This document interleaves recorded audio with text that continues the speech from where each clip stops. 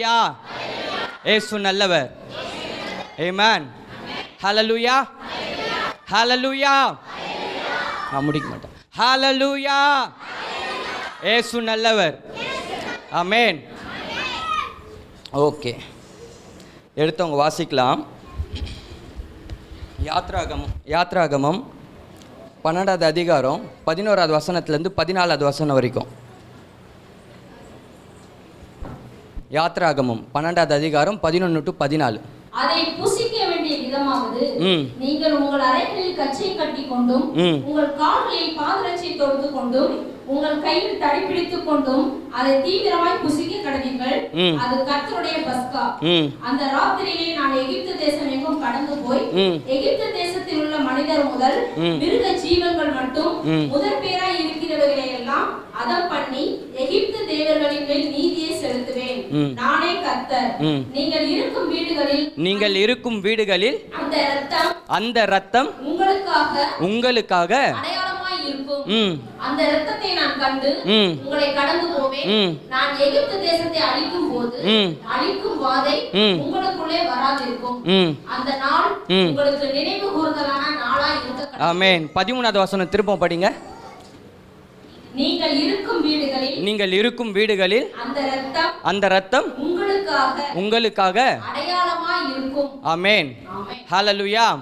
இந்த சினாரியோ நம்மளுக்கு தெரியும். இஸ்ரவேல் ஜனங்க எகிப்து தேசத்தில் இருக்காங்க. டைம் இல்லை, நான் கொஞ்சம் ஸ்பீடாக போகிறேன். இஸ்ரவேல் ஜனங்க எகிப்து தேசத்தில் இருக்கிறாங்க அடிமைத்தனத்தில். ஆண்டவர் மோசேவை அனுப்புகிறாரு. மோசேயை அனுப்பி இஸ்ரவேல் ஜனங்களை மீட் எடுக்கிறதுக்காக நிறைய பலத்த செய்கைகளை அந்த இடத்துல செய்கிறாரு. கடைசியாக ஒரு அற்புதத்தை செய்கிறாரு அந்த இடத்துல. ஆண்டவர் அப்போ வந்து இஸ்ரவேல் ஜனங்க கிட்ட சொல்கிறாரு, உங்கள் வீட்டுடைய நிலைக்கால்களில் ரத்தத்தை பூசி வைங்க. நான் எகிப்தியர்களை நான் அந்த இடத்துல நான் கடந்து வரும்பொழுது எந்தெந்த வீடுகள் எல்லாம் ரத்தங்கள் பூசப்பட்டு இருக்கோ அந்த வீடுகளை விட்டுட்டு எந்தெந்த வீடுகளில் ரத்தம் பூசப்படாமல் இருக்கோ அந்த வீடுகளில் இருக்கக்கூடிய தலைச்சம் பிள்ளைங்க எல்லாருமே அந்த இடத்துல இறந்து போயிருப்பாங்க. இந்த சினாரியோ நம்ம எல்லாருக்குமே தெரியும். ஸோ பழைய ஏற்பாடு காலத்தில் ஆண்டவர் இஸ்ரவேல் ஜனங்களை வெளியே எடுத்துன்னு வரும்பொழுது அவர்களை ப்ரொடெக்ட் பண்ணுறதுக்காக அந்த இடத்துல ரத்தத்தை பூசுறாரு. இன்னைக்கு புதிய ஏற்பாடு காலத்தில் நம்மளை பாதுகாக்கிறதுக்காக ஆண்டவராகிய இயேசு கிறிஸ்து அவருடைய ரத்தத்தை நம்ம மேலே பூசுறாரு. ஹல்லேலூயா. ஆபேலுடைய ரத்தம் பழி வாங்குதலை பற்றி பேசுது. ஆபேல காயனை சாகடிச்சிடுறாரு. அப்போ ஆண்டவர் காயனை பார்த்து கேட்குறாரு, காயனே உன்னுடைய சகோதரன் எங்கன்னிட்டு. அதுக்கு அவர் சொல்றாரு, என் சகோதரனுக்கு நான் என்ன காவலாளியோ அப்படின்றான். அப்போ ஆண்டவர் சொல்றாரு, உன்னுடைய சகோதரனுடைய ரத்தம் என் சமூகத்தில் கேட்குது அப்படின்னு சொல்லிட்டு ஆண்டவர் சொல்றாரு. அப்போ ஆண்டவர் சொல்றாரு, ஆபேலுடைய ரத்தத்தை நான் உன் கையில் கொடுக்குறேன் அப்படின்னும் போது அந்த ரத்தத்தை அவன் வாங்கும்போது அவனுடைய வாழ்க்கையில் சாபம் வருது. இயேசு கிறிஸ்துடைய ரத்தத்தை நம்ம வாங்கும்பொழுது நம்ம வாழ்க்கையில் பாவ மன்னிப்புக்கான விடுதலையும் ஆசீர்வாதமும் வருது. ஆபேலுடைய வாழ்க்கையில் ஆபேலுடைய ரத்தம் காயன் மேலே போடும்பொழுது என்ன ஆகுதுன்னு பார்த்தீங்கன்னாக்கா, அவன் மரணத்துக்கு பயந்து ஐயோ நம்ம பாவம் பண்ணிட்டோம், நம்ம ஒருத்தவனை கொன்னுட்டோம், நம்ம மேலே கொலைப்பழி வரப்போது அவன் பயந்து ஓடுறான். அவன் ஒரு பாவின்ற முத்திரை அவன் மேலே போடப்படுது. காயன் வந்து அவனுடைய ஜீவனை காத்துக்கிறதுக்காக அந்த ரத்தப்பழி அவன் மேலே. இன்னைக்கு நம்ம நிறைய இடத்துல பார்த்தீங்கன்னா ஒருத்தவங்க இவர் வந்து அவரை கொன்னுட்டார், அவர் இவரை கொன்னுட்டாருன்னும் பொழுது இவருடைய ரத்தத்துக்காக அவரை பழிவாங்க, அவருடைய ரத்தத்துக்காக இவரை பழி வாங்குவாங்கன்னு சொல்லிட்டு நியூஸில் நிறைய பார்த்துருப்போம் இந்த ரத்த சரித்திரங்கள் எல்லாம். ஆனால் ஒரே ஒரு ரத்தம் மட்டும்தான் சிந்தப்பட்டது. அந்த ரத்தம் வந்து பழி வாங்குதலுக்காக சிந்தப்படாம நம்மளுடைய வாழ்க்கையில் இருக்கக்கூடிய பாவ மன்னிப்புக்காக சிந்தப்பட்டது. ஹல்லேலூயா. ஹல்லேலூயா. ஹல்லேலூயா. அது இயேசு கிறிஸ்துவுடைய ரத்தம். ஆமென். ஹல்லேலூயா. அதனால தான் இன்னைக்கு பைபிள் இன்னொரு வசனம் இருக்கும், ரொம்ப அழகாக இருக்கும் அந்த வசனம். லேவியராகமம் 17வது அதிகாரம் 11வது வசனத்தில் இப்படி இருக்கும், மாம்சத்தின் உயிர் ரத்தத்தில் இருக்கு. ஹல்லேலூயா. அதனால தான் இன்றைக்கி நம்ம டாக்டர் கிட்ட போனோம்னு வைங்களேன், ஒரு 3 நாள் லூஸ் மோஷன் ஆனாலும் சரி, ஒரு 3 நாள் ஏதோ ஒரு டைஃபாய்டு ஜுரம் வந்து படுத்தும்னாலும் சரி, நம்ம டாக்டர் கிட்ட போனே டாக்டர் ஃபஸ்ட்டு சொல்கிற ஒரு வார்த்தை என்ன தெரியுமா சொல்லுவார், ஒரு பிளட் செக்அப் பண்ணிடலாமான்னுவார். போயிருக்குமா? ஹல்லேலூயா. வாயை திறந்து பேசுங்க. ஹல்லேலூயா. ஆமென்.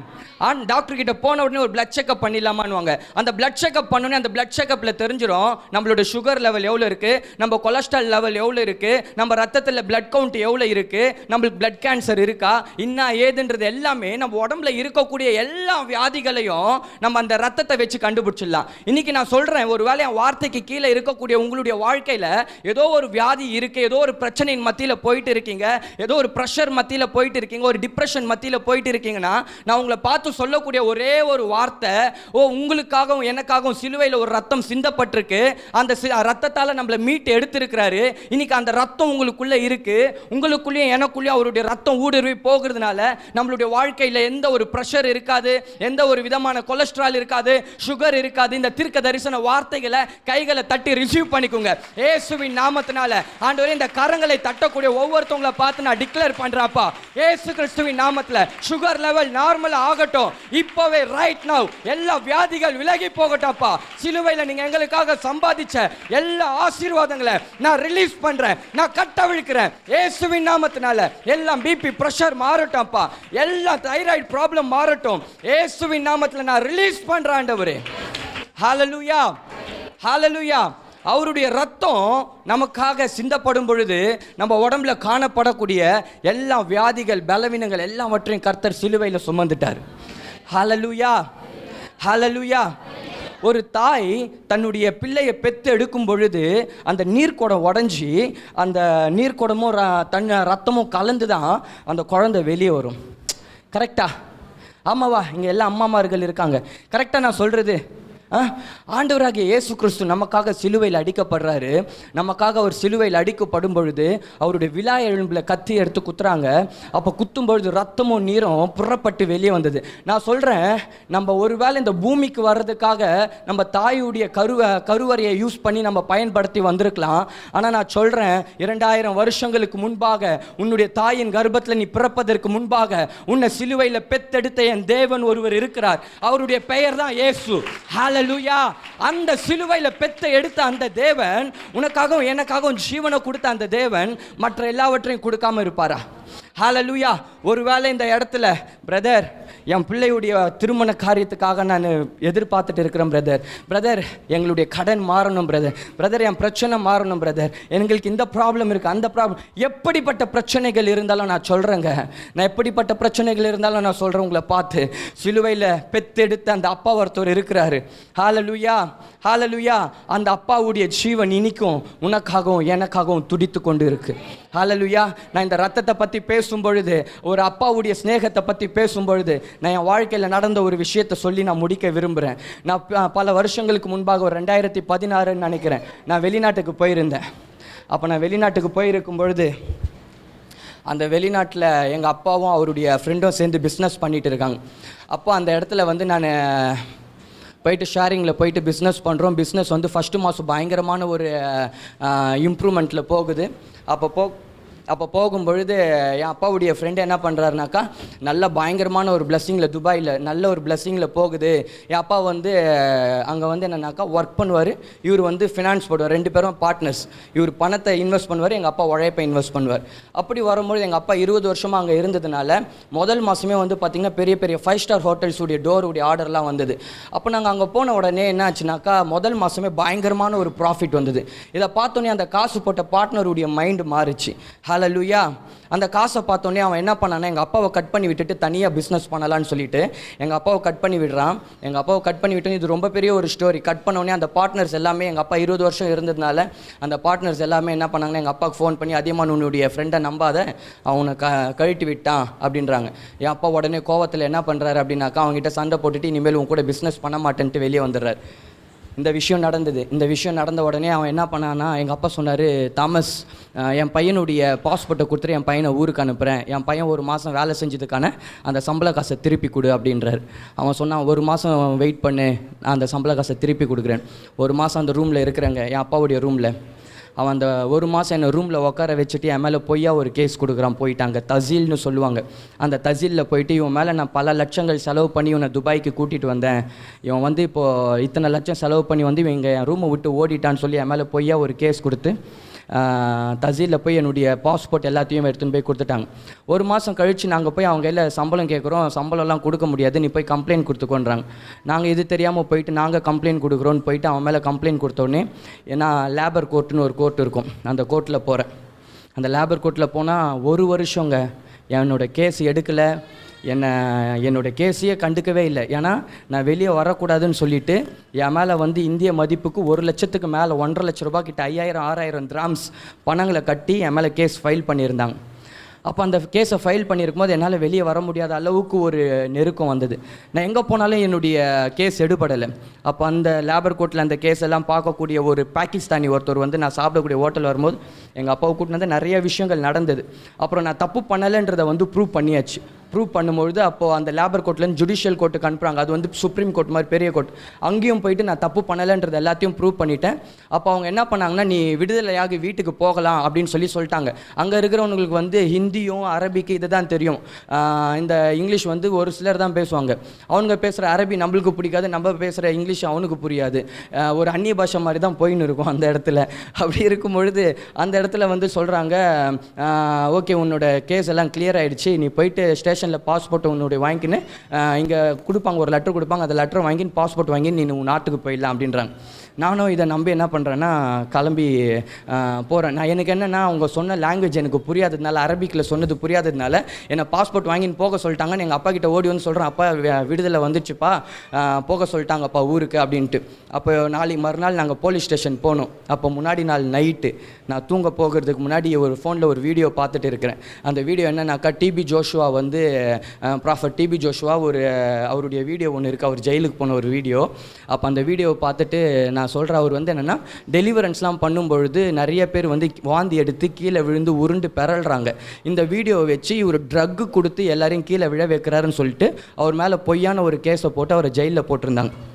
அப்போ இந்த வீடியோவை பார்க்கும்போது நான் ஆண்டவர்கிட்ட சொல்கிறேன், ஆண்டவரே நான் பேதுரு மாதிரி முந்திக்கின்னு வரணும்னு சொல்கிறேன். இந்த மாதிரி ஒரு சூழ்நிலை என் வாழ்க்கையில் வந்தாலும் சரி, நான் உங்களை மறுதளிக்க மாட்டேன் ஆண்டவரே. நீங்கள் சொன்னால் நம்ப மாட்டீங்கங்க, நான் இந்த வார்த்தையை என்ன ஒரு இதில் சொன்னேன்னு தெரியல. மறுநாள் நான் காலையில் ரொம்ப அப்படியே நல்லா குளிச்சுட்டு ட்ரெஸ்லாம் பண்ணின்னு, ஓகே இன்றைக்கி வந்துடும் போகிறோம், பெரிய கேல்குலேஷன் போகுது, ஐஃபோனை வாங்குகிறோம், வர சம்பளத்தில் ஊருக்கு போகிறோம், அப்படியே ஏர்போர்ட்டில் இறங்கினோன்னே இல்லாத வித்தை காமிக்கிறோம், என்னென்னமோ மைண்டில் ஓடுது. நான் அப்படியே அந்த ஒரு ட்ரீமில் போகிறேன். போன உடனே ஸ்டேஷன் உள்ளே போன உடனே அங்கே பெரிய கஃபீல் அவங்கெல்லாம் இருப்பாங்க. கஃபீல்னால் அந்த பெரிய பெரிய அரபிங்கெல்லாம் இருப்பாங்க, சிஐடிஸ்லாம். அப்போ நாங்கள் போன உடனே அவங்க என்னை பார்த்து ஒரு மாதிரி சிரிக்கிறாங்க. நான் இந்த இதெல்லாம் கொடுத்த உடனே, அதாவது என்ன மேட்டர்னா, நான் நிரபராதின்ற ப்ரூஃபே வாங்காமல் ஜெயில் உள்ளே வந்துட்டேன், போலீஸ் ஸ்டேஷன் உள்ளே வந்துட்டேன். வந்தோடனே அவங்களுக்கு என்னென்னா, ஒரு வருஷம் என் கண்ணில் நீ விளக்கண்ணி விட்டு ஆட்டினல அப்படின்ட்டு என்ன பண்ணாங்க, பிடிச்சி எடுத்துன்னு போய் உள்ளே ஜெயிலில் போட்டாங்க. நான் உள்ளே போகிறேன். உள்ளே போனோடனே என் காலில் சங்கிலியை கட்டிட்டாங்க. நான் உள்ளே போகிறேன். இன்றைக்கும் யூடியூப்பில் பார்த்தீங்கன்னா என்னுடைய வீடியோஸ்லாம் இருக்கும்.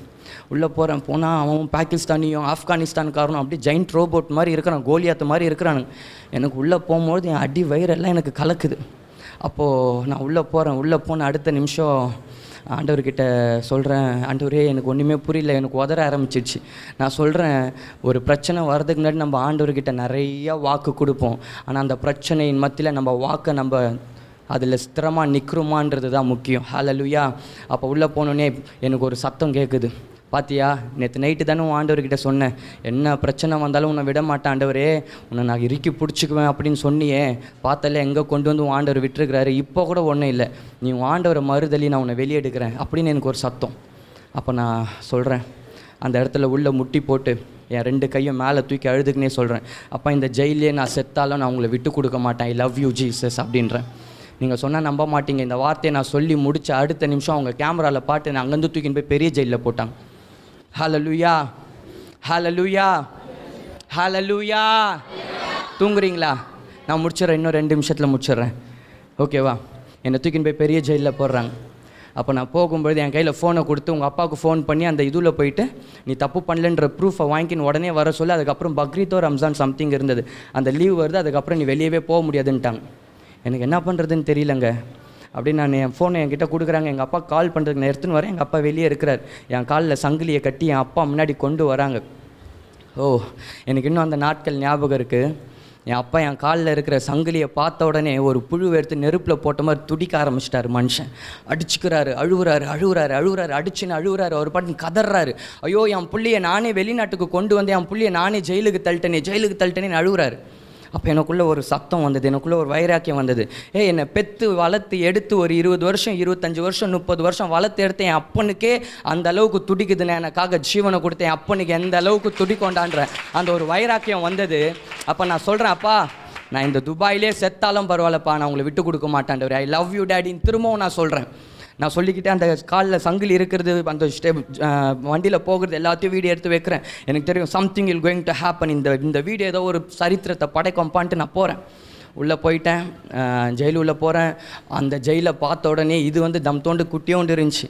அதை பார்த்தா உள்ளே போகிறதுக்கே மொத்தம் 4-5 செக் போஸ்ட்டை தாண்டி தான் உள்ளே போகணும். அங்கே போனால் இவங்க இங்கே 2 பாகிஸ்தானியும் ஆப்கானிஸ்தான்காரனை பார்த்ததுக்கே எனக்கு அடிவயிறு கலங்கிடுச்சு. அங்கே எகிப்துக்காரன் இருக்கிறான், யூரோப்புக்காரன் இருக்கிறான், அவனும் இருக்கிறான், சவுத் ஆஃப்ரிக்கன் இருக்கிறான், விதவிதமான ஆட்கள் எல்லாம் அங்கே உள்ளே இருக்கிறானுங்க. அவனுங்களெல்லாம் பார்க்கும்போது எனக்கு என்னடா எங்கடா வந்துட்டோம் அப்படின்ற ஒரு மாதிரி கேராயிட்டேன் நான் அந்த இடத்துல. எனக்கு ஒரு கட்டத்துக்கு மேலே பயம் வந்துடுச்சு. அப்போ ஒரு மலையாளி ஒருத்தர் வந்தார். நான் ஒரு மலையாளின்றதை பார்த்த உடனே அப்பா எனக்கு ஏசுநாதரே நேரில் வந்த மாதிரி ஆயிடுச்சு. குடுகுடுன்னு ஓடி போய் ஒரு கையை பிடிச்சின்னு சேட்டான்னு அழுவ ஆரம்பிச்சிட்டேன். கதறி அழுவுறேன். சேட்டா என்னை விட்டு போயிடாத, சேட்டா என்னை விட்டு போயிடாத சேட்டான்னு அழுவுறேன். அந்த சேட்டை அடிக்கடி உள்ளே வந்துட்டு போகிற ஆள் போல். அது எனக்கு தெரியாது, அது வேற ஒரு கேஸ். அது அவர் அடிக்கடி உள்ளே வந்துட்டு போகிறார். அவர் சொல்கிறாரு பயப்படாத நான் பார்த்துக்கிறேன் நீ வான்றாரு. ஏதோ அவர் தான் ஜெயிலுக்கே ஃபுல்லாக இன்சார்ஜ் மாதிரி என்னை கூட்டின்னு போகிறார். நானும் அவர் கையை பிடிச்சிக்கிட்டு நான் உள்ளே போகிறேன். உள்ளே போனால் அவனும் ஒவ்வொரு ரகமாக இருக்கிறான். அவனுங்களெல்லாம் பார்க்கும்பொழுதே எனக்கு ரொம்ப ஒரு மாதிரி பயமாக இருக்குது. நான் பயந்து போய் உள்ளே போகிறேன். அப்போ உள்ளே போனேன்னு நம்ம உடம்புல வந்து ஒரு சின்ன இரும்பு கூட இருக்க விட மாட்டாங்க. அந்த இரும்பில் இருந்தால் பிச்சு எடுத்துருவாங்க. பெல்ட் எல்லாம் கழட்டி வெளியே கொடுத்துடணும், மொபைல் எல்லாமே வெளியே கொடுத்துடணும். அப்போ போகும்பொழுது அந்த இடத்துல நம்மளை கையாளக்கூடிய விதமே வேறு மாதிரி இருக்கும். அந்த ஜெயிலுள்ள நான் போகும்பொழுது என்னை அப்படியே ஒரு மாதிரி பிடிச்சி இப்படி தள்ளுவாங்க, உட்காருன்னுவாங்க, விட்டுன்னுவான், ஜானுவான், இதராகணுவான், ஒன்றுமே அப்படியே ஒரு மாதிரி இருக்கும். நரக வேதனையாக இருக்கும். அப்போ நான் அந்த ஜெயிலுள்ள போகிறேன். உள்ளே போகும்பொழுது எனக்குள்ளே ஒரு கேள்வி பிசாசு என்கிட்ட திரும்பவும் சொல்கிறான், இப்போ ஆண்டவரை மறுதலி, நான் இப்போ உன்னை வெளியே கொண்டு வரேன். நான் சொல்கிறேன் அப்பா நான் செத்தால நான் மறுதலிக்க மாட்டேன்ப்பா, நான் உங்களை நான் நேசிக்கிறேன்ப்பா. நான் அழுதுக்குனே சொல்லிக்கிட்டே உள்ளே போகிறேன், அழுதுனே போகிறேன். அப்போ அந்த சேட்டா வந்தோன்னே ஏதோ பெரியங்களா உங்கள் தமிழ் ஆளுங்க கொஞ்சம் பேர் இருக்காங்க இந்த ஜெயிலு உள்ளே போயிட்டுன்ட்டு அந்த சேட்டா என்னை அப்படிக்கா தமிழ் ஆளுங்க கூட இருக்கக்கூடிய மதுரக்காரங்களாக இருக்கக்கூடிய அந்த பக்கம் அமிச்சிட்டார். அப்போ நான் உள்ளே போகிறேங்க. உள்ளே போயிட்டு முதல் நாள் நான் அழுதுக்குன்னே சொல்கிறேன் ஆண்டவர்கிட்ட, அப்பா என்ன நாளைக்கு வெளியே எடுத்துருவீங்களே சொல்லும். ஆண்டவர் கை வைக்க ஆரம்பிச்சிட்டேன். ஏன்னா எனக்கு பயம் வந்துடுச்சு, மறுதளிக்கவும் கூடாது. அதனால நான் என்ன சொல்கிறேன், ஆண்டவரே என்ன நாளைக்கு எடுத்துருவீங்களே சொல்லும் அப்படின்றேன். மறுநாள் வந்ததுங்க, எடுக்கலைங்க. நம்ம 2வது நாள் நைட்டு தூங்க போகும்போது சொல்கிறேன், சொல்ல எனக்கு தெரியும் நீங்கள் 3வது நாள் சாட்சியக்காக எழுப்புவீங்க, 3வது நாள் வந்து எப்படி மறித்து போய் 3 நாள் கழிச்சு உயிரோடு எழுந்தீங்களோ அந்த உயிர்த்தெழுதலின் வல்லமையினால் என்னை வெளியே எடுத்தீங்கன்னு நான் கெத்தாக சொல்லுவேன்னு சொல்லும். 3வது நாள் என்னை வெளியே எடுத்துருங்கன்றேன். 3வது நாள் எடுக்கலைங்க. 4வது நாள் வந்தது. அப்பா மறித்து 4 நாள் ஆன நாத்தம் பிடிச்சார் லாஸ்ரு வெளியே எடுத்த மாதிரி என்ன எடுத்தீங்கன்னு சொல்லிடுறேன்ப்பா, என்னை வெளியே எடுத்துருங்க டேடின்றேன். 4வது நாளும் எடுக்கலைங்க. நான் அடிச்சுன்னு அழுவ ஆரம்பிச்சிட்டேன். அப்பயும் என் கையில் பிசாசு சொன்ன ஒரு வார்த்தை, ஆண்டவரை மறுதலி, நான் இன்றைக்கும் உன்னை வெளியே எடுக்கிறேன். நான் சொல்கிறேன் நான் ஜெயிலில் செத்தாலும் நான் மறுதளிக்க மாட்டேன், ஐ லவ் யூ டேடின்றேன். 4வது நாள் எனக்கு பைத்தியம் பிடிச்ச மாதிரி ஆகிட்டேன். நான் என்ன பண்ணுறேன்னா பவுலும் சீலாவும் சிறைச்சாலையில் துடிக்கும் பொழுது அங்கே அற்புதம் நடந்தது. ஓ பேதுரு சிறைச்சாலை கதவு திறந்து போனாரே, இப்போ நான் போகிறேன் டேடி, நீங்கள் அப்படியே கதவை தரங்க டேடி, நேராக போய் இடிச்சுக்கிறேங்க. நான் சொல்கிறேங்க, நீங்கள் சிரிக்கிறீங்க, அந்த இடத்துல அதை நான் அனுபவித்தேன். வலி, ரொம்ப வலி, ஒரு மாதிரி வேதனையாயிட்டேன். அப்போ நான் அப்படியே சோர்ந்து போய் படுத்துட்டு இருக்கும்பொழுது எங்களை ஒரு ஆண்டவருடைய மெல்லிய சத்தம் கேட்க ஆரம்பிக்குது, தாமஸ் இந்த இடத்துல நீ மட்டும்தான் தப்பு பண்ணாமல் உள்ளே இருக்கியா? இந்த இடத்துல எவ்வளோ பேர் தப்பு பண்ணாமல் உள்ளே இருக்கிறாங்க தெரியுமா தாமஸ்? என் பிள்ளைங்க எவ்வளோ பேர் உள்ளே இருக்கிறாங்க தெரியுமா? அவங்களுக்கெல்லாம் சுவிசேஷத்தை யார் தாமஸ் சொல்கிறது அப்படின்னு ஆண்டவர் என்னை பார்த்து கேட்டார். நான் ஆண்டவர்கிட்ட கேட்டேன், ஆண்டவரே என்ன ஆண்டவரே சொல்கிறீங்க? அப்போ ஆண்டவர் சொன்னார், go and talk to all the peoples. அப்போ நான் போகிறேன், ஒவ்வொருத்தவங்ககிட்டையும் பேசுகிறேன். அதில் ஒருத்தன் சொல்கிறேன், என்ன டூர் விசா 3 மாதம் டூர் விசான்னு கூட்டின்னு வந்தான் என் அரபி. 3 மாதம் முடிஞ்சதுக்கப்புறம் சம்பளம் கொடுக்குறேன்னு சொன்னான். அதுக்கப்புறம் உன்னோட விசா ரினிவல் பண்ணுறேன்னு சொன்னான். என்னை 3 வருஷம் உள்ளே உட்கார வச்சு வேலை வாங்கிட்டு நான் ஓடி போயிட்டேன். என்னை மேலே பொய்யா கேஸை கொடுத்து உள்ளே விட்டான். என்னை ஒரு ட்ரைனராக கூட்டின்னு வந்தாங்க. ஒரு ஆஸ்திரேலியன் சொல்கிறார், என்னை ஒரு ட்ரைனராக கூட்டிகிட்டு வந்தார். நான் ட்ரைனராக வந்த 1 வருஷம் சம்பளம் கொடுக்கலன்னு கேட்டேன். என்னுடைய விசாவெல்லாம் இது பண்ணிவிட்டு என்ன எடுத்துன்னு போயிட்டு இது பண்ணிட்டாங்கன்ட்டு அங்கே கேட்கும்பொழுது 90% ஆஃப் பீப்புள்ஸ் வந்து தப்பு பண்ணாமல் அரபிகளாகவும் மனிதர்களாகவும் சூழ்ச்சியினால் ஒரு ராங்கான ஒரு அலிகேஷனை கொடுத்து அந்த இடத்துல உள்ள தள்ளப்பட்டவங்களாக இருந்தாங்க. அப்போ ஆண்டவர் என்கிட்ட கேட்டேன், இவங்களுக்கெல்லாம் யாருப்பா சொல்லுவா? அப்போ நான் சொன்னேன், ஆண்டவரே ஊழியம்னா நான் ஸ்டேஜ் மேலே நின்று பேசுறது மாட்டல ஆண்டவரே, நான் சிறைச்சாலையில் இருந்தாலும் என் இயேசுவை பற்றி நான் பேசுவேன் ஆண்டவரே நீட்டு அந்த இடத்துல இருக்கக்கூடிய எல்லார்கிட்டையும் போய் இயேசுவை பற்றி பேச ஆரம்பித்தேன். நான் சொல்கிறேன், மேபி உன்னோட சூழ்நிலை உனக்கு விரோதமாக இருக்கலாம், உன் கூட இருக்கிற மனிதர்கள் உனக்கு விரோதமாக இருக்கலாம், உன்னை நம்பி வந்தவர்கள் உன்னை கைவிட்டிருக்கலாம். யார் உன்னை கைவிட்டாலும் சரி, உனக்கு கைவிடாமல் உன் கரத்தை பிடிச்சி உனக்காக ஜீவனை கொடுத்து உன்னை மீட்டெடுக்கிறதுக்காக ஒரு தேவன் ஒருத்தர், ஜீவன் உள்ள தேவன் ஒருத்தர் இருக்கிறாருன்னு எல்லாருக்கும் போயிட்டு இயேசுவை பற்றி சொல்ல ஆரம்பிக்கிறேன். இந்த கதை ஒரு பக்கம் போயின்னு இருக்கு. எங்களுக்கு டெய்லி மார்னிங்கில் வந்து அந்த இடத்துல பரேடு மாதிரி எல்லாம் வந்து இந்த குத்த வச்ச மாதிரி உட்காரணும். அப்போ வந்து ஒரு அரபி ஒருத்தர் வந்து பேர் வாசிப்பார், ஓலை வாசிக்கிற மாதிரி பேர் வாசிப்பார். அதில் பேர் இருக்கிறவங்களாம் விடுவிக்கப்பட்டவங்க, அதில் பேர் வந்துடுது அவர் தான் நம்ம பார்க்கணும். அப்போ அவங்க உட்கார வைக்கும்போது அந்த இடத்துல ஒரு அரபி ஒருத்தன் அவன் அடிதடி பண்ணிட்டு உள்ளே வந்த ஆள். அப்போ அடிதடி பண்ணிட்டு உள்ளே வந்த ஆள் அவன் என்ன பண்ணுவான்னு வரும்போது ஃபுட்பால் உதைக்கிற மாதிரி அப்படி எட்டி எல்லாருக்கும் ஒரு மாதிரி ஜர்க்கு கொடுத்துக்கினே வருவான். எல்லாரையும் ஒரு மாதிரி பண்ணுவான், அடிக்கிற மாதிரி பண்ணுவான், அப்படியே கன்னத்தில் அடிப்பான், எட்டி உதைப்பான், அந்த மாதிரிலாம் பண்ணுவான். எனக்கு அவனை பார்க்கும் பொழுது எனக்கு எப்பயுமே ஒரு பயம் உள்ளே பெரட்டிக்கினே இருக்கும். ஆண்டவரே என்னை அச்சிர போகிறான் ஆண்டவரே, அவன் வாழை பார்த்தாலே ஒரு மாதிரி இருப்பான். எனக்கு ஒரு பக்கம் பயமாக இருக்கும். அப்போ நான் சொன்னேன், ஆண்டவரே அவன் என்கிட்ட வரான், அடுத்து ஒருத்தனை அடிச்சிட்டான், அடுத்து என்ன தான் பொழக்க போகிறான்னு தெரிஞ்சு போச்சு. அப்போ நான் ஆண்டவர்கிட்ட சொல்கிறேன்ப்பா விட்டுறாதீங்க டேடி, உங்கள் ரத்தத்தில் என்னை மறைச்சிக்கோங்க. நான் அப்போ தான் ரத்தத்தில் கோட்டைலாம் கட்ட ஆரம்பிக்கிறேன், ரத்த கோட்டையில் மறைக்கிறேன். நான் சொல்கிறேங்க, நம்ம விளையாட்டாக நான் ரத்தத்தில் மறைக்கிறேன்னு சொன்னாலும் அந்த வார்த்தை அந்த இடத்துல பகிரங்கமாக வெளிப்படும். ஹல்லேலூயா. நான் அந்த இடத்துல சொல்கிறேன், பயம் எனக்கு ஒரு பக்கம், அழுதுக்குன்னே சொல்கிறேன், அப்பா உங்கள் ரத்தத்தில் என்ன நான் மறைக்கிறேன்ப்பா, உங்கள் ரத்தத்தில் என்ன மறைக்கிறேன், அவன் கண்களுக்கு என்ன மறைச்சிக்குங்கப்பா ஆண்டவரே, அவனுடைய முடி கூட என் மேலே படக்கூடாது ஆண்டவரே. நான் பேசிக்கினே இருக்கிறேன், என்னை எட்டி உதைக்கிற மாதிரி வரான். இயேசுவின் நாமத்தில் ஏஞ்சலிக்கல் ரலமை நான் ரிலீஸ் பண்ணுறேன், என்னை நான் ப்ரொடெக்ட் பண்ணுறேன், நான் உள்ளே கன்ஃபர்ஸ் பண்ணுறேன். உதைக்க வந்தவன் அப்படி என் தோளில் கையை வச்சு என்னை தூக்குனான். தும் இந்தியா அப்படின்னா எஸ் அப்படின்னு. தும்கோ ஹிந்தி ஆக்டர் ஷாருக் கான் மாலும் அப்படின்னா, மாலும் அச்சா மாலும் அப்படின்னு. அவன் சொல்கிறான், हिंदी एक्टर शाहरुख खान इधर ये दुबई में आतो अभी शाहरुख खान फैन है அப்படின்னா. அச்சா அப்படின்னா, तुम्हारा hair style Shahrukh Khan hair style same அப்படின்னா. அப்போ தான் நான் யோசித்தேன், நாங்கள் ரூமில் இருக்கும்போது எங்கள் அப்பா என்கிட்ட சொன்னார், டே முடியை காட்டுவாசி மாதிரி வளர்க்காத, போய் முடியை வெட்டிட்டு வாடா. நான் சொன்ன ஊருக்கு போகும்போது நான் லாங் ஹேர் விட்டு நான் டோனி டைல் போட்டுன்னு போகிறேன்ப்பான்றேன். அப்போ அவன் சொன்னான், तुम्हारा hair style Shahrukh Khan hair style சேம்னா, சேம் அச்சா அப்படின்ற. அப்போ அவன் சொன்னான் எனக்கு, இதுக்கப்புறம் அவன் அந்த இடத்துல ஹிந்தியில் சொல்கிறான், நான் உங்களுக்கு தமிழில் சொல்கிறேன், இதுக்கப்புறம் உன்னுடைய hair style Shahrukh Khan hair style மாதிரி இருந்ததுனால இதுக்கப்புறம் இந்த ஜெயிலில் அவனை அவன் மேலே கையை வச்ச என்கிட்ட சொல்லுனான். ஐயோ, அப்போ தான் எனக்கு வசனம்லாம் அப்படியே மடை திறந்த வெள்ளம் போல் வருது. நான் அப்போ தான் சொல்கிறேன், ஓ யோசேப்பு சிறைச்சாலையில் இருந்தான், யோசேப்போட தேவன் நீங்கள் இருந்தீங்கப்பா. ஒருவனுடைய வழிகள் கர்த்தருக்கு பிரியமாக இருந்தால் அவன் சத்துருக்கள் அவனோட சிநேகிதன் ஆகும்படி செய்வீங்க. நான் சொல்கிறேன், நீங்கள் படிக்கக்கூடிய ஒவ்வொரு வசனங்களும் உங்களுடைய வாழ்க்கையில் ஒரு கஷ்டத்தின் பாதையில் போகும்போது அது உங்களுக்கு ஊழியம் செய்யும். உங்களுக்கு அந்த நேரத்தில் ஆண்டவருடைய ஊழியத்தை செய்ய யாருமே இல்லைன்னு நீங்கள் நினைக்கிறீங்களா? அவருடைய வார்த்தை மாம்சமாய் உங்கள் வாழ்க்கையில் அந்த நேரங்களில் வெளிப்படும். ஹல்லேலூயா. அன்னைக்கு அந்த பையன் கூட நான் பேசும்போது அவன் எனக்கு அந்த இடத்துல ஒரு ஃப்ரீடம் கிரியேட் பண்ணி விட்டான், அவ்வளோதான். அதுக்கப்புறம் எனக்கு இன்னும் ஈஸியாக போச்சு. நான் போய் எல்லாருடைய கட்டல்லையும் படுத்துட்டு அங்கே ஒரு மைக்குச்சி ஒன்று இருக்கும், அதை எடுத்து நான் எழுதுவேன். உன்னுடைய சூழ்நிலைகள் உனக்கு விரோதமாக இருக்கலாம், எல்லாத்தையும் இங்கிலீஷில் எழுதுவேன். ட்ரை ஜீசஸ், இயேசுவை ட்ரை பண்ணு, நான் இன்னும் 2 நாளில் நான் வெளியே போயிடுவேன். ஓ என் வாழ்க்கையில் என்ன வெளியே கொண்டு வந்த அந்த இயேசுன்னு ஒருத்தர் இருக்கிறாரு, அவர் உனக்காக ஜீவனை கொடுத்துருக்கிறான்னு சொல்லிட்டு எல்லா இடங்கள்லையும் எல்லா சவுர்லையும் போயிட்டு எழுதிடுவேன். இது அவங்களுக்கு தெரிஞ்சதுனாக்கா என்னை திருப்பி தூக்கி போய் அடுத்து ஒரு பெரிய ஜெயிலில் கூட போடுவான். ஆனாலும் நான் அதை பார்க்கல, எல்லா இடத்துலையும் எழுத ஆரம்பிச்சிட்டேன். அப்போது என் வீட்டுக்கு நான் ஃபோன் பண்ணணுன்னா 1 நிமிஷம் தான் ஃப்ரீ. 1 நிமிஷத்துக்கு மேலே நான் பேசணும் அப்படின்னாக்கா அந்த ஜெயிலை ஃபுல்லாக நான் மாப்படிக்கணும். என்ன பண்ணணும்? மாப்படிக்கணும். திருப்பியும் அடுத்த நிமிஷம் பேசணுன்னா ஜெயிலை கழுவணும், அந்த பாத்ரூம்லாம் கக்கூஸ்லாம் கழுவணும். அப்போது 1 நிமிஷத்தில் எங்கள் அப்பாவுக்கு பேசுகிறேன். எங்கள் அப்பா சொல்கிறாரு, தம்பி இந்த மாதிரி இதுன்னு சொல்கிறாரு, டிலே ஆகும் பண்ணிட்டார். அடுத்து எனக்கு யாருக்கு பண்ணுறதுன்னு தெரியல. அடுத்து என் மைண்டுக்கு வந்ததெல்லாம் ப்ராஃபட் ஜோசப் பாண்டியன் ஒருத்தர் கோயம்புத்தூரில் இருக்கிறார், ஆவிக்குரிய தகப்பன். அவருக்கு ஃபோன் பண்ணுறேன், அப்பா இந்த மாதிரிப்பா, என்ன தாமஸ் நீ பாஸ்போர்ட் வாங்கி ஊருக்கு வரேன்னு சொன்னேன், இப்போ நான் திடீர்னு ஜெயிலில் இருக்கிறேன். அப்பா எனக்காக ஜெபிச்சுக்கோங்க. நான் சொல்கிறேன், அந்த மனுஷன் இரவும் பகலும் எனக்காக ஜெபிக்க ஆரம்பித்தாருங்க. நான் அந்த மாப்பு போடும்பொழுது எனக்கு ஒரு விஷயம் தோணும். அப்போ என் மனசாட்சி என்னை கேட்டுச்சு, ஏன்டா தாமஸை உன் சர்ச்சில் மாப்பு போடவா, சர்ச்சை பெருக்கவா, இதை சொல்லு அதை பண்ணவான்னு சொல்லும் போது இந்த கது வழியாக பூந்து அந்த கழுவதே ஓடி போயிடுவே. எங்கள் பாஸ்டர் சொல்லுவார், தொடப்பம் எடுத்துன்னு போய் மேலே பெருக்குன்னுவார். மேலே பெருக்கிறேன்னு தொடப்பத்தை எடுத்துன்னு இப்படி வரும் அவர் முன்னாடி வந்து அந்த சந்தில் பூந்து அந்த பக்கம் ஓடிடுவேன். ஹல்லேலூயா. சர்ச் முடிஞ்ச உடனே பாத்ரூம் க்ளீன் பண்ண போலியான்னு கேட்பாங்க. இதோ போகிறோன்னு சொல்லிட்டு அப்படியே பாத்ரூம் க்ளீன் பண்ணுற மாதிரி வந்து அந்த ஸ்க்ரீன் ஓரமாக ஒளிஞ்சு அப்படி ஓடிடுவேன். ஹல்லேலூயா.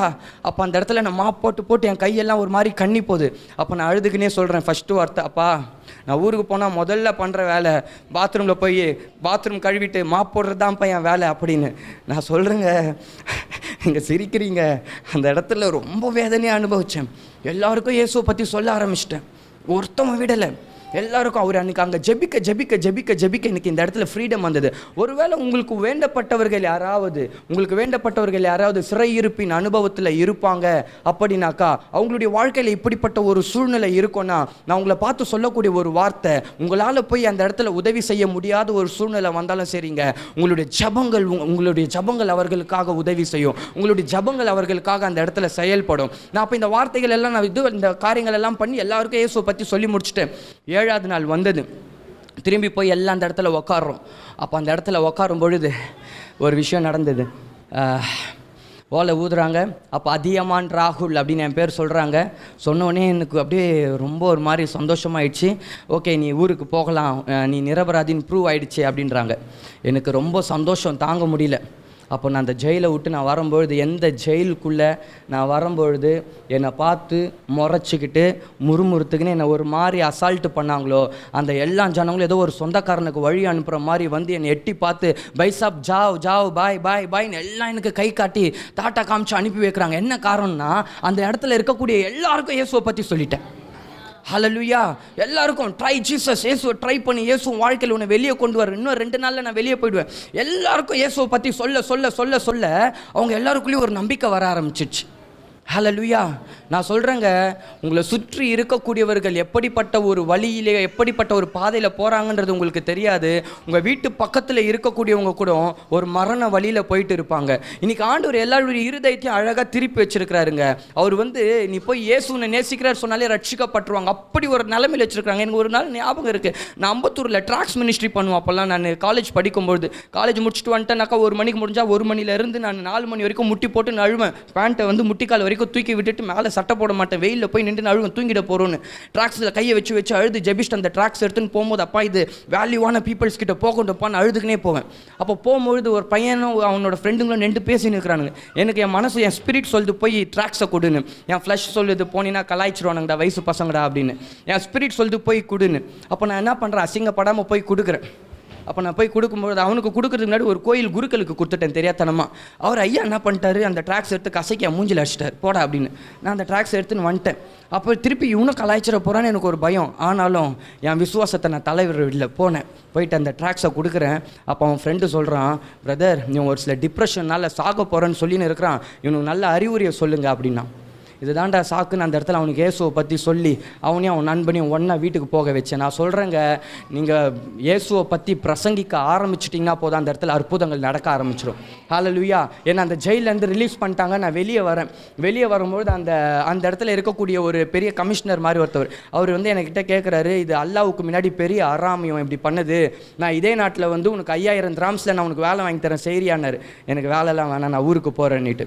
அப்போது அந்த இடத்துல அவர் சொன்னார், அதாவது வந்து இந்த கம்பெனி என்ன கேஸ் கொடுத்தான் பாரு, அவனுடைய கம்பெனியே இல்லாமல் அவன் கம்பெனியை சீல் வச்சாங்க. என் மேலே பொய்யான ஒரு வழக்கு கொடுத்தான்னு அவன் கம்பெனியை மூடினாங்க. நான் சொல்கிறேன், உங்களுக்கு விரோதமாக எழும்பக்கூடிய மனிதர்களில் அவங்களுடைய கையெழுத்துக்களை கர்த்தர் குலைத்து போடுவார். இன்றைக்கி உங்களுக்கு அகைன்ஸ்டாக நான் சொல்கிறேன், தீர்க்க தரிசனமாக சொல்கிறேங்க, எந்த ஒரு விஷயமாக வேணாலும் இருக்கலாம். உங்களுக்கு விரோதமாக ஏதாவது எதிரிகள் எழும்பி இருப்பாங்கன்னா, நான் இந்த நாளில் நான் சொல்கிறேன், சிலுவையில் கர்த்தர் நமக்காக எல்லாவற்றையும் செஞ்சு முடிச்சிட்டாரு. இன்றைக்கி நான் சொல்கிறேன், உங்களுக்கு விரோதமாக இருக்கக்கூடிய கையெழுத்துக்களை கர்த்தர் கேன்சல் பண்ணுவார். ஹல்லேலூயா, ஹல்லேலூயா. நாங்கள் இருந்து இங்கே இந்தியா திரும்பி வந்தேங்க. நான் திரும்பி இந்தியா வரும்போது என் சொந்தக்காரன் எல்லாம் என்ன ஒரு மாதிரி கிண்டலாக பார்த்தான். போனியப்பா என்னப்பான்னு. நான் சொல்கிறேன், எந்தெந்த சொந்தக்காரன்லாம் என்னை பார்த்து கிண்டலாக பார்த்தனோ அவன் இன்றைக்கி வரைக்கும் பார்த்துனே தான் இருக்கிறான். அவன் முன்னாடி என் அப்பா என்னை உயர்த்திக்கினே இருக்கிறேன். ஹல்லேலூயா, ஹல்லேலூயா, ஹல்லேலூயா. நான் எடுத்துகிட்டு வந்தது நிறைய மெசேஜ் இருக்குது, பட் இந்த வார்த்தை போதும். டைம் ஆயிடுச்சு, வீட்டுக்கு போய் கறி குழம்பு ஆக்கி நம்ம சாப்பிடணும். எல்லாம் அப்படியே எழுந்து நில்லுங்க.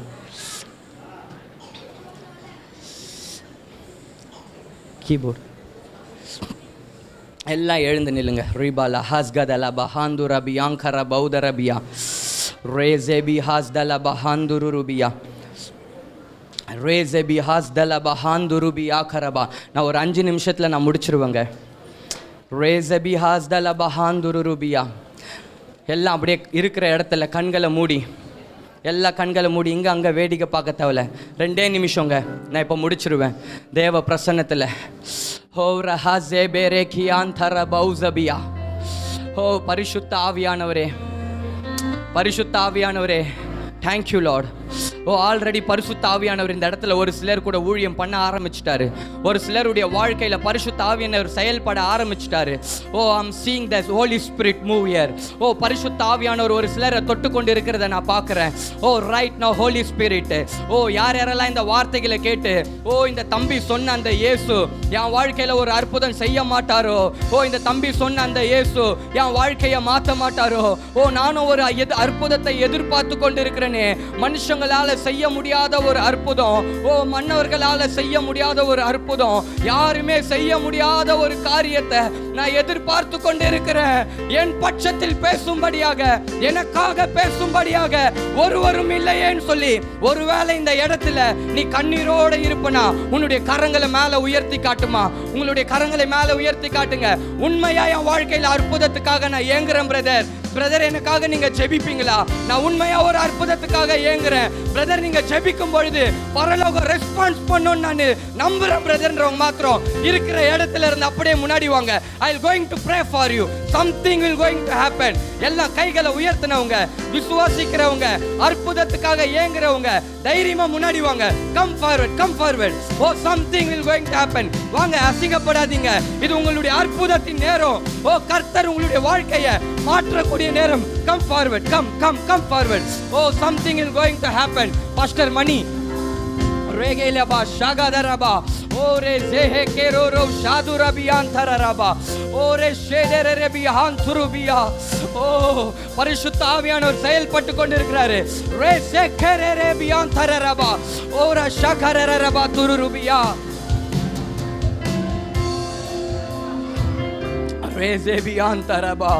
வேடிக்கை பார்க்காதீங்க, வேடிக்கை பார்க்காதீங்க. ஓரே ஷபலரஹசே. ஓ அப்பா, இந்த இடத்துல வந்திருக்கிற உங்களுடைய பிள்ளைகளை நீங்க பாக்குறீங்கப்பா. இந்த குட் ஃப்ரைடே அன்னைக்கு இவங்க சரித்திரங்கள் மாறட்டும், இவங்க வாழ்க்கை மாறட்டும், உங்க அற்புதம் நடக்க ஆரம்பிக்கட்டும். ஓ மலைக்கேரே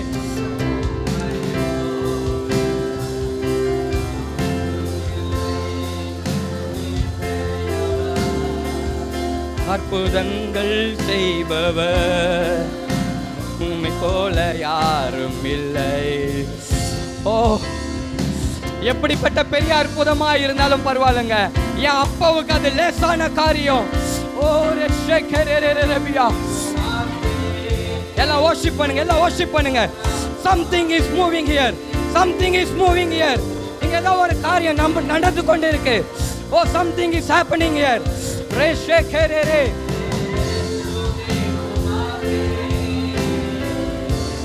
Angels are walking here. ஓ பரிசுத்த ஆவியானவர் செயல்பட்டு கொண்டிருக்கிறார். ஓ கர்ப்பத்தை கர்த்தர் தொட்டு கொண்டிருக்கிறார்.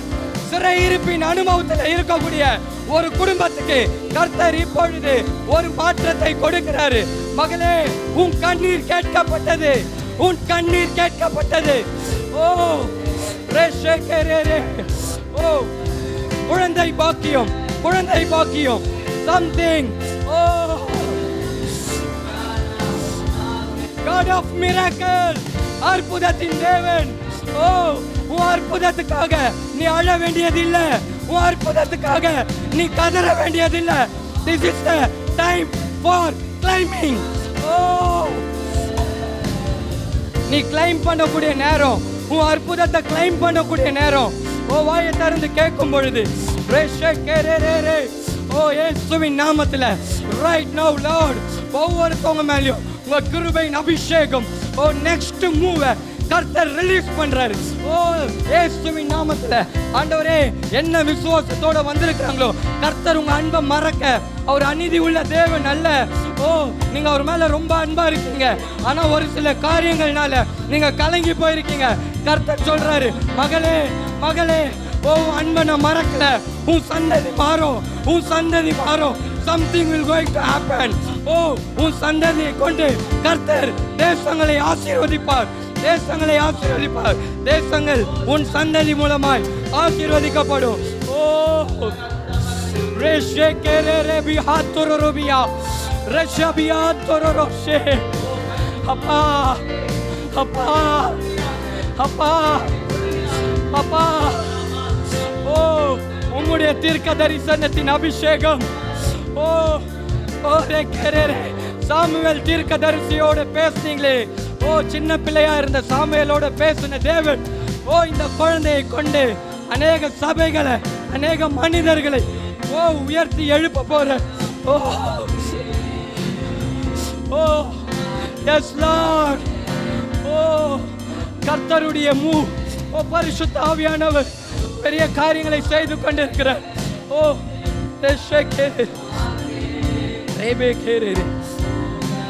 ரபா ஷகரபா துருரு. ஓ மேலே ரேஷே. Yes Lord. Oh rekere reshe. Yes, yes, forward. Come forward. Oh God is going to do. ஆண்டவர் உங்கள் வாழ்க்கையில் நீங்கள் ஒரு காரியத்துக்காக ரொம்ப நாளாக நீங்கள் கலங்கி கொண்டு இருக்கீங்க. நீங்கள் போய் தட்டாத இடங்கள் இல்லை, நீங்கள் போய் ஓ இந்த அற்புதம் என் வாழ்க்கையில் நடக்காதான்னு சொல்லி நீங்கள் போய் பார்க்காத தேவ மனிதர்கள் அல்ல, நீங்கள் போய் சந்திக்காத இடங்கள் அல்ல. கர்த்தர் சொல்வார், கர்த்தர் சொல்கிறாரு, everything has done in that cross. சிலுவையில் எல்லாமே செய்து முடிச்சிட்டமா, உன் துக்க நாட்கள் முடிஞ்சு போச்சுமா, just you have to claim it. ஓ கர்த்தர் சொல்கிறாரு, மகளே உன் கண்ணீர் மறைஞ்சு போச்சு, நான் எல்லாவற்றையும் சிலுவையில் செஞ்சு முடிச்சிட்டேன். ஓ ஆண்டவர் உங்களுக்கான எல்லாவற்றையும் செஞ்சு முடிச்சிட்டாரு. நீங்கள் எதோ குறித்தோ கலங்காதீங்க. சடுதியில் ஒரு அற்புதத்தின் சத்தம் கேட்கும், சடுதியில் ஒரு விடுதலையின் சத்தம் கேட்கும், சடுதியில் ஒரு அற்புதத்தின் சத்தம் கேட்கும். ஓ உன் இருதயத்தின் நினைவுகள் வெளிப்படக்கூடிய season. This is the time for your miracle. I release in the name of Jesus.